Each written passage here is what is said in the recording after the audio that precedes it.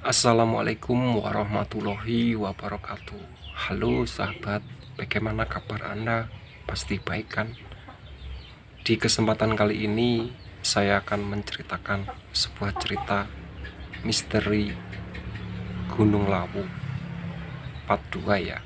Sebelum cerita kita mulai, alangkah baiknya tekan tombol like, subscribe, dan komen. Yuk langsung ke ceritanya. Arga, Fahri, Joshua, dan Feby mencari keberadaan Akila hingga larut malam. Namun belum juga ketemu. Mereka terus melangkahkan kakinya. Joshua yang masih dalam keadaan setengah mabuk melihat sosok perempuan berambut panjang di bawah pohon. Ia sangka itu Akila. Segera Joshua menghampirinya. "Gila, lu dicari tuh sama teman-teman. Ayo ikut gue. Jangan ngilang-ngilang lagi." Joshua menarik lengan sosok itu yang sangat ingin dan menghampiri teman-temannya. "Lu udah temuin Gila?" tanya Arga. "Ada nih, dia di samping gue kok." Sorot mata Arga, Fahri, dan Feby mengarah ke sebelah kiri Joshua, namun kosong. "Di mana?" tanya Fahri untuk meyakinkan penglihatannya. "Lo ngayal ya?" ucap Feby. "Tepat di samping gue." Di mana dia?" Joshua melihat ke kanan kiri. "Alhasil, tadi dia ada di samping gue kok," ucap Joshua lagi. Arga mencium sesuatu yang aneh dari dalam mulut Joshua. Ia mendekat ke arah Joshua untuk memastikan penciumannya. Arga mulai tahu jika Joshua sedang mabuk. "Lo minum cider?" Iya," jawab Ugagu. "Tapi apa salahnya? Gue hobi juga." Arga kesal. Ia menjambak rambut sendiri. Ia ingin marah, namun Arga cepat-cepat berucap, "Astagfirullah." Semakin kesini, Arga semakin berfirasat akan terjadi hal buruk. Arga memutuskan besok pulang, dikarenakan kondisi sekarang sudah tidak kondusif. Masalah Akila akan ia laporkan sebagai orang yang hilang, agar tindakan ini dilanjutkan kepada pihak yang berwenang. Mereka berempat kembali menuju tenda, namun tak terlihat keadaan Sila dan Leona. Arga khawatir dan mulai mencari keberadaan mereka. Akila hilang, lalu Sila dan Leona kemana? Tanpa memberitahu Joshua, Fahri, dan juga Feby, Arga pergi mencari Sila dan Leona sendirian. "Arga, lo mau kemana?" teriak Fahri. Kemudian Feby berlari menyusulnya.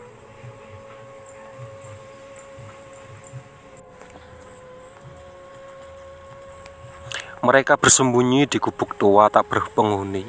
Di Gunung Lawu ini tempatnya gelap, sunyi, dan sepi. Untung Leona membawa ponsel. Ia menghidupkan flash ponselnya untuk menerangi mereka.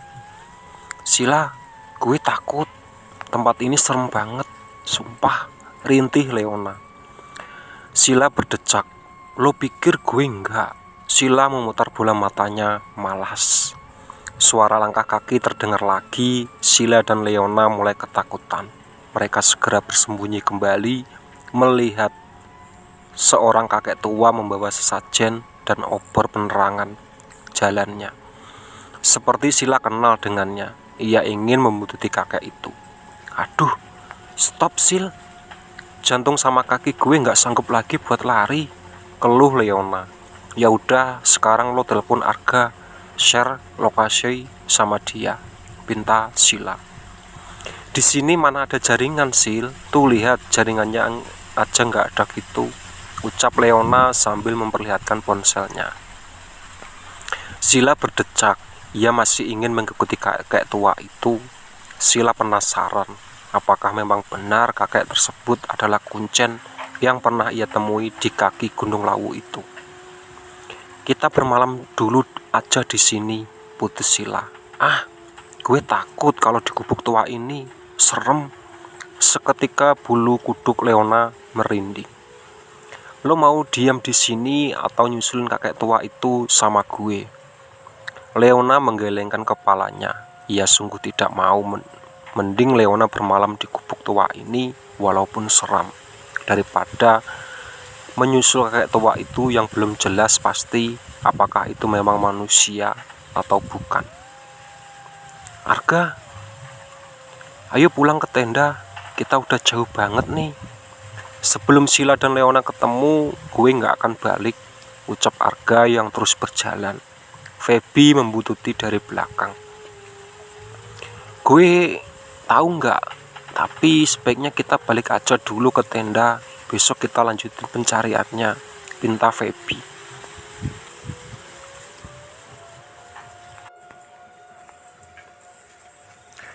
Sekali gue bilang nggak mau ya nggak mau, lo aja pulang sendiri. Arga mulai kesal. Arga dan Febri terus berjalan hingga sampai ke gubuk tua yang telah ada Sila dan Leona yang sedang tertidur di gubuk tua tersebut. Arga berlari menghampiri dua gadis itu, segera membangunkannya. Sil, nah, bangun. Mereka berdua tersigap. Setan berkepala manusia, teriak mereka berdua serentak. Sadar, gue Feby sama Arga, ucap Feby. Sila dan Leona menghela nafas pelan. Mereka lega jika orang di depannya ini bukan manusia yang telah disebutkan tadi. Sila langsung memeluk Arga untuk menghilangkan rasa ketakutannya itu. Tenang, gue sekarang ada di sini, di samping dan di dekat lo. Arga merenangkan Sila. Ya udah kalau gitu, ayo kita pulang ke tenda. Besok kita harus turun dan melaporkan kehilangan Akila, sambung Arga. Feby, Sila dan Leona mengangguk dan segera mengikuti perkataan Arga. Belum jauh mereka melangkah dari gubuk tua itu, Feby memberhentikan langkahnya. Gah, lo yakin ini jalan yang mau benar menuju tenda? Tanya Feby meyakinkan. Menurut gue sih, iya. Ayo jalan, ucap Arga. Mereka telah lama sekali berjalan namun tak menemukan base camp mereka. Bahkan mereka berempat sudah berulang kali melewati jalan ini. Feby mulai curiga. Apakah mereka tersesat?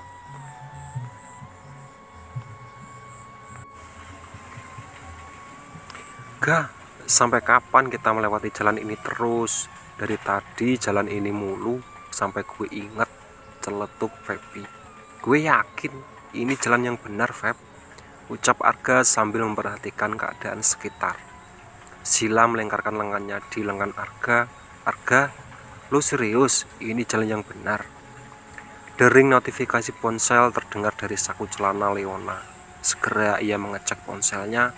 Ia sungguh senang bukan main. Notifikasi WhatsApp dari grup atau chat masuk. Ponsel gue udah ada jaringan, ucap Leona. Kalau gitu cepat buka map biar tahu arah kita selanjutnya kemana, tugas Feby. Leona membuka aplikasi map di ponselnya. Ia hanya men-scroll dari atas ke bawah saja. Sejujurnya ia tidak tahu bagaimana cara membaca peta gunung. Tahu? Tanya Arga. Leona tersenyum menampilkan jendela gigi putih dan mulai cengengesan. Hehe, gue nggak tahu caranya.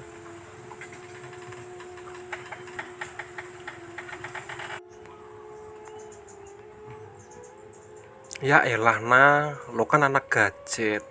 Pasti baca peta ginian aja nggak tahu, ucap Sila. Kalau baca peta jalan kota, gue tau lah. Tapi kalau ginian, gue mendadak buta, jawab Leona. Alasan, cibir Sila. Feby mengambil alih ponsel yang berada di lengan Leona. Ia menunjukkan ponsel Leona pada Arga juga. Karena hanya mereka berdualah yang mengerti tentang peta gunung. Tuh kan enggak, kita udah jauh banget dari base camp. Terus ini di lokasinya di mana sih? Ucap Feby yang melihat peta petunjuk di tangan Arga. Oh iya kah? Lo selalu bawa kompas di saku celana lo kan? Kenapa nggak gunain kompas saja? Sila memberi saran. Kenapa nggak pikiran dari tadi ya? Gumam Arga. Saat Arga mengeluarkan kompas dari saku celananya, tiba-tiba Arga tersungkur akibat dorongan dari Leona yang takut karena lintah di kakinya. Lintah, lintah, ada lintah di kaki gue. Ih, teriak Leona. Lo kenapa sih? Lebay banget dah, cibir Feby. Arga meraba tanah untuk mencari kompasnya yang terlepas dari genggamannya, namun ia tak menemukannya. "Feb, nyalain flash HP-nya," perintah Arga. Feby mengangguk dan segera melaksanakan perintah tersebut. Tap, semua menjadi gelap. Ponsel Leona lubet. "Sial, lo bawa powerbank nggak?" tanya Feby. "Enggak, powerbanknya tinggal di dalam tenda," jawab Leona enteng. Feby berdecak, seperti apa yang ia takutkan akan terjadi. Ia merasa jika mereka telah tersesat, namun Feby mencoba untuk terus optimis.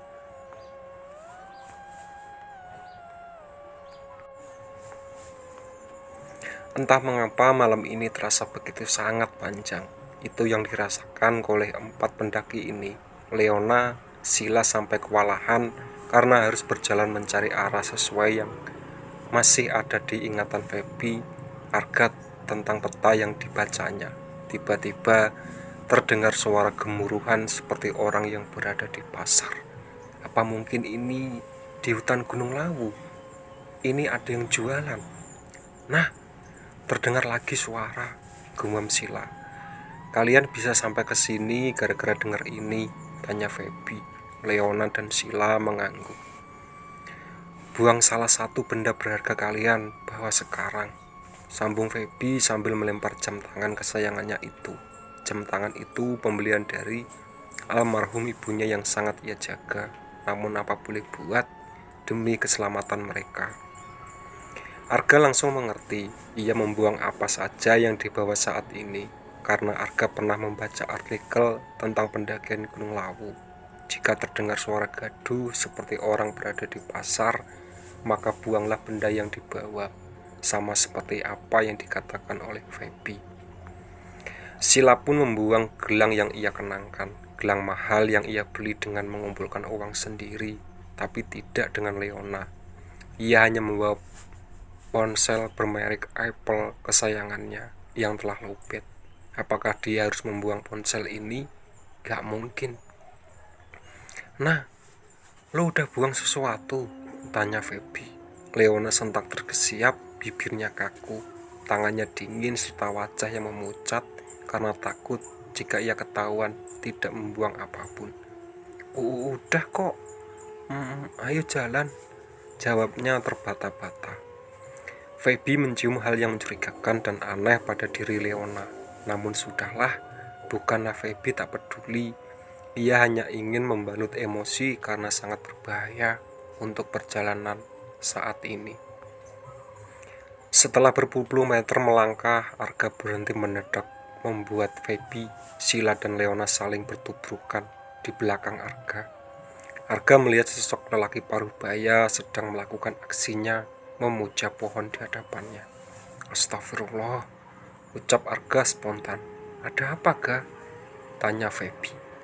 "Hari gini masih aja percaya sama setan," tukas Arga. Sil maju 1 langkah berdampingan dengan Arga. "Tadi gue lihat kakek tua lagi bawa sesajen ke sini, mirip banget sama kuncen yang pernah menemui kita di kaki Gunung Lawu waktu itu." Karena merasa sedang diawasi, sorot mata lelaki paruh baya itu memandangi sekitar. Arga, Feby, Sila dan Leona sontak bersembunyi di balik pohon yang ada. "Jangan keras-keras ngomongnya," ucap Leona. Saat Arga, Feby, Sila dan Leona berbalik, tiba-tiba lelaki berbahaya itu sekarang tepat berada di hadapan mereka. Bibir mereka berempat terkatup, mata yang membuat serta jantung yang berdebar-debar ketika ketahuan dengan lelaki ini. Mata yang tajam sedang melotot ke arah mereka berempat. "Kenapa kalian kesini? Mau mata-matain saya ya?" kata lelaki baru baya itu. "Pergi sana, atau kalian yang saya menjadiin tumbal," kata lelaki paruh baya itu lagi. Feby, Sila dan Leona menggelengkan kepala, sungguh sangat tidak mau. Mereka pun lari meninggalkan Arga yang masih berada di hadapan lelaki itu. Arga tersenyum sopan. "Permisi, Pak," ucapnya yang kemudian berlari mengikuti Feby, Sila dan Leona. Hampir menjelang subuh nih, ucap Fahri sambil melirik Al-Roji yang terikat di tangannya. Kok mereka berempat belum balik ya? Ucap Fahri lagi. Karena hari telah menjelang subuh, Fahri memutuskan untuk mencairi air untuk berwudu dan segera melaksanakan sholat. Jo, gue sholat bentar ya. Kalau mereka udah balik, bilangin gue lagi sholat ya. Ucap Fahri pada Joshua yang duduk diam mematung dan menatap lurus ke depan. Jo, lo dengar suara kan? Tanya Fahri. Joshua memutarkan kepalanya untuk menatap Fahri. Sungguh Fahri sangat kaget melihat wajah temannya itu. Ia terlihat sedikit agak pucat dan kelelahan atau karena ia sedang mengkonsumsi alkohol. Segera saja Fahri pergi karena baginya percuma saja berbicara dengan orang yang sedang mabuk. Setelah beberapa menit kemudian, Fahri telah selesai melaksanakan sholat subuh. Ia mendengar suara seorang gadis yang ia kenali sedang merintih memanggil namanya. Fahri, tolong gue terperangkap di sini. Suara itu menggema. Seketika sekujur tubuhnya merinding. Fahri hanyalah manusia biasa yang sewaktu-waktu akan ada juga rasa takutnya. Akila, batin Fahri. Fahri menggelengkan kepalanya. Ia yakin itu bukan Akila. Suara itu adalah suara jin yang menyerupai Akila menurutnya. Fahri membaca doa apapun saat ia berjalan menuju tenda, termasuk doa mau makan pun dibacanya. Joshua masih terdiam di depan tenda. Lama-kelamaan Fahri mulai curiga. Apakah itu Joshua atau bukan? Cepat-cepat Fahri meraih Al-Quran kecil yang berada di kerirnya. Ia membaca ayat demi ayat supaya agar tidak diganggu dengan makhluk seperti yang ada di pikirannya.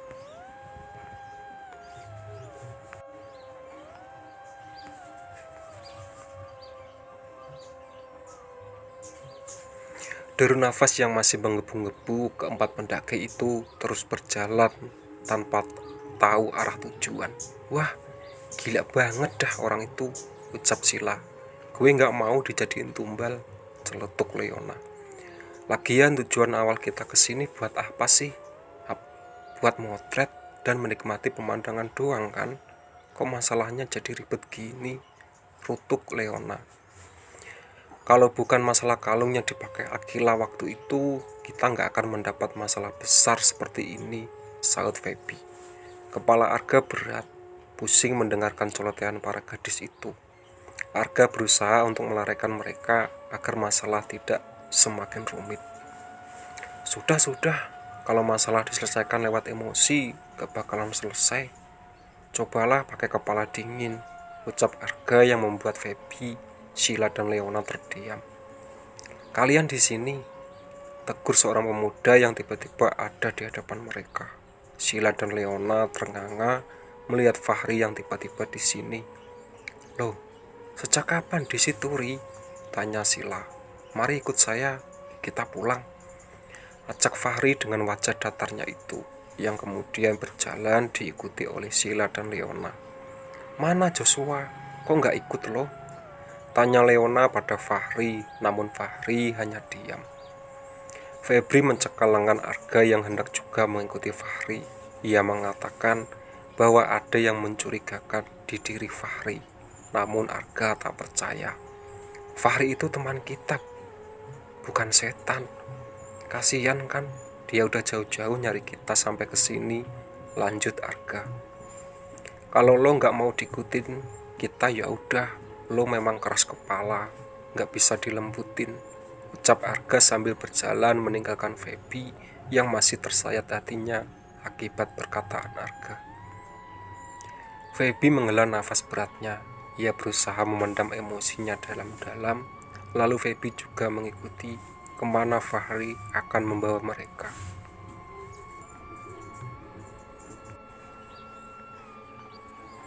Selama Fahri memadu, tak ada satu kata pun yang keluar dari bibir Fahri. Yang mengisi kekosongan hanya Arga, Sila dan Leona. Sementara Feby cuma diam, tetapi juga terus mengawasi ketiga temannya ini. Kita berhenti dulu di sini, saya sudah lelah, ucap Fahri masih dengan wajah datarnya. Arga, Sila, dan Leona memperhatikan langkahnya dan mencari tempat untuk duduk walaupun di tanah. Sejak tadi, Feby terus mengawasi tingkah aneh Fahri. Tidak biasanya Fahri menggunakan kata saya pada teman-temannya. Itulah sahabat cerita dari Misteri Gunung Lawu. Ditunggu part selanjutnya ya.